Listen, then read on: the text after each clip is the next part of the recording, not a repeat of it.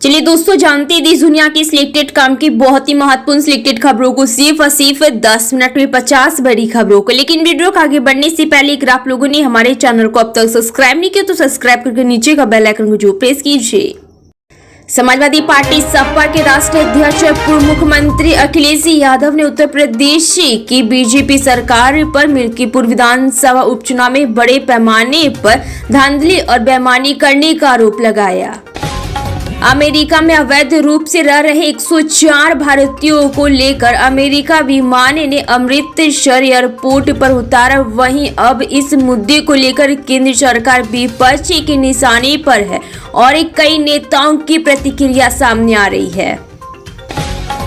प्रधानमंत्री नरेंद्र मोदी ने राष्ट्रपति के भाषण पर चर्चा का जवाब दिया है। पीएम ने अपने संबोधन में कांग्रेस पर भी जमकर हमला बोला और उन्हें एक बार फिर से इमरजेंसी की याद दिलाते हुए कहा है कि इस दौरान सत्ता सुख के लिए संविधान को कुचला गया।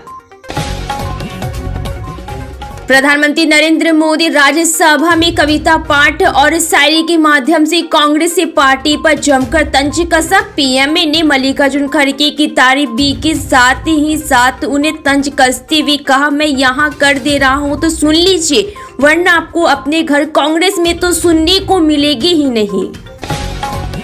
आप सांसद संजय सिंह ने आरोप लगाया है कि दिल्ली में बीजेपी ने ऑपरेशन लोटस शुरू कर दिया है। उनका कहना है कि बीजेपी ने उन्हीं के विधायकों को खरीदने की कोशिश की है। कुछ मामले में बीजेपी को सफलता भी मिली है।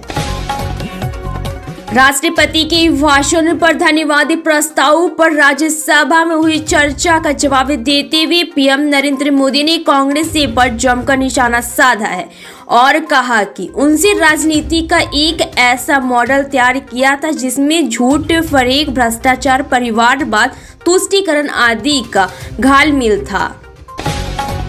देश की राजधानी दिल्ली में विधानसभा चुनाव के लिए मतदान प्रक्रिया समाप्त होने के बाद 5 फरवरी 2025 की शाम को अधिकतम सर्वे एजेंसियों की ओर से एग्जिट पोल के नतीजे जारी किए गए। जेल में बंद गरीब वादियों की जमानत और जुर्माना राशि के लिए आर्थिक मदद करने में मध्य प्रदेश सरकार देश में पहले नंबर पर है। आर्थिक रूप से कमजोर वादियों के लिए सरकार 25,000 तक की जुर्माना राशि मंजूर कर रही है। दिल्ली विधानसभा चुनाव के लिए चरण में 70 सीटों पर मतदान संपन्न हो गया। मतदान संपन्न होने के बाद तमाम एजेंसियों के एग्जिट पोल के आंकड़े आने शुरू हो गए। चुनाव नतीजों से पहले आप सांसद संजय सिंह ने आरोप लगाया है कि दिल्ली में बीजेपी ने ऑपरेशन लोटस का काम करना शुरू कर दिया। 8 फरवरी से पहले बीजेपी ने हार मान ली है। उन्होंने आरोप लगाया है कि बीजेपी ने हमारे विधायकों को खरीदने की कोशिश की। एग्जिट पोल दिल्ली में कांग्रेस की सरकार बनने की ओर इशारा कर रहे हैं, लेकिन कुछ एग्जिट पोल ये भी बता रहे हैं कि कांग्रेस को 8.5% से 9% तक वोट मिल सकते हैं। एक्सपर्ट अनुमान लगा रहे हैं कि कांग्रेस अगर वोट करेगी तो बीजेपी को फायदा होगा और आम आदमी पार्टी को नुकसान होने की संभावना है। प्रधानमंत्री नरेंद्र मोदी का 24 फरवरी को भागलपुर को निर्धारित दौरा बिहारी के लिए खासी तौर पर इसी की कृषक समुदाय के लिए एक महत्वपूर्ण अवसर है। अपने दौरे के दौरान प्रधानमंत्री किसान से सीधे संवाद करने और एक जनसभा को संबोधित करने की योजना बना रहे हैं।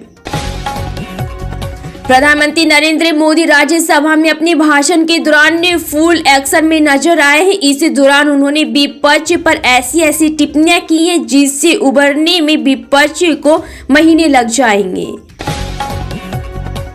उत्तर प्रदेश स्थित अयोध्या में मिल्कीपुर विधानसभा सीट पर उपचुनाव के लिए मतदान संपन्न हो गए हैं और अब नतीजों का इंतजार है। इस सीट पर नतीजे 8 फरवरी को आएंगे। इससे पहले समाजवादी पार्टी के मुखिया और यूपी के पूर्व सीएम अखिलेश यादव ने भारत निर्वाचन आयोग को लेकर विवादित टिप्पणी की। महाराष्ट्र की महायुति सरकार में सीएम देवेंद्र फडणवीस और डिप्टी सीएम एकनाथ शिंदे के बीच मनमुटाव की चर्चाएं जोरों पर है। अब इन अटकलों पर एकनाथ शिंदे ने अपनी प्रतिक्रिया देते विराम लगा दिया। उन्होंने कहा है कि देवेंद्र फडणवीस पर हम नाराज चल रहे हैं, ये आपको किसने बताया।